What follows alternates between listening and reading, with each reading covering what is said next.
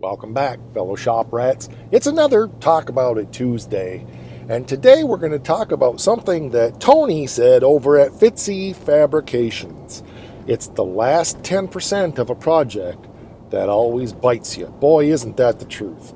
Let's talk about it. I'm Mike, and this is Mike R's Shop.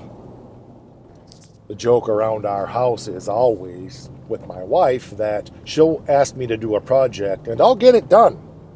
About 90%, and then that last 10% never seems to get done. And it's funny, but it's not funny because I just really struggle to complete that last 10% of any project, to just say it's completed, it's done, it's finished, stick a fork in it. But it is so true in every area of my life. I'm good for 80 or 90%, and that last 10% are the details that just kill you. Man, I'm telling you, that's a real thing. And in my own experience, I find that the last 10% of the project seems to take about 80 to 90% more effort to get done.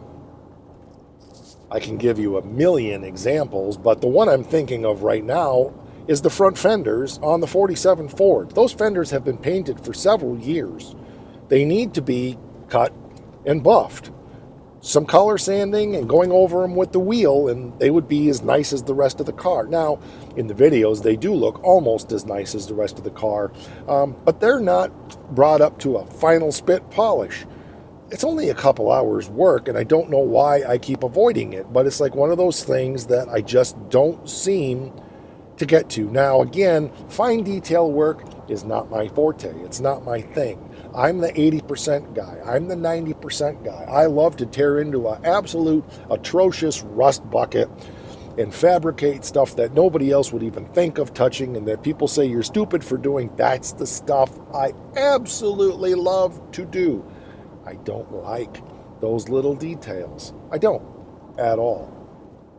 I guess that's what makes the world go round, because other people really do thrive in those little details, and they look at the stuff that I do and they go, way over my head. That's completely overwhelming. I wouldn't even know where to begin to tackle something like that. So, if all of us were the same, then most of us would be unnecessary, and that's really true. And while I do consider myself to be a jack of all trades, I am a master of none. But let's be real, let's just face the facts that last 10% stuff is really difficult for many of us to pull off. Now, I know people who would love to take a car like my 47 and get that last 10 or 20% done on that car and just finish it up and be done with it. And I'm plugging away at it here and there. But if it comes down to that's all I'm going to be doing for the next 6 or 8 weeks, you probably find me hanging from the rafters in my barn by a rope, because I just don't dig it at all. It's like, oh, no. No. Oh, I'm feeling sick. I don't think I can do it. I'm coming down with a sniffle. Which is ironic in some ways, because I used to find detail cars, brand new cars for new car shows. I used to find detail classic cars for car shows. I know how to do it. It's just the doing it. It's the motivating. It's the just like finding the energy and the enthusiasm to get after it and get it done. That's not easy for me. I would much rather run a red light. I would much rather cut into an old rusty hunk of crap and fix that and tear into it and fabricate stuff that most people would deem beyond repair than do the fine details of even vacuuming out a car. Now, you may say, oh, that's ridiculous, Mike. Just suck it up and do it. But this is a lot like the shop cleaning stuff that we've been talking about. Shop organization and shop cleaning. You have to find what works for you. You have to find your own thing. And believe it or not, being the macro visual person that I am is part of the reason that I don't do well with that last 10 or 20% of the details on finishing up a project. I love the macro. I love the big. I love the big flash of all that stuff that you see massive improvement on, and little details, while they do make a difference, don't meet that part of my natural personality. Doesn't mean I can't do it. It's just given the choice between doing it and watching grass grow, I'll probably choose to watch the grass grow. I think it's always great when you can team up with somebody else who's different than you, who likes the things that you don't like, who thrives on doing the things that you don't enjoy doing. That's really, I think, the way life is supposed to work. Unfortunately, we live in a world of lone rangers today, and like me, I say if it wasn't my car shop, it would be Lone Wolf Garage.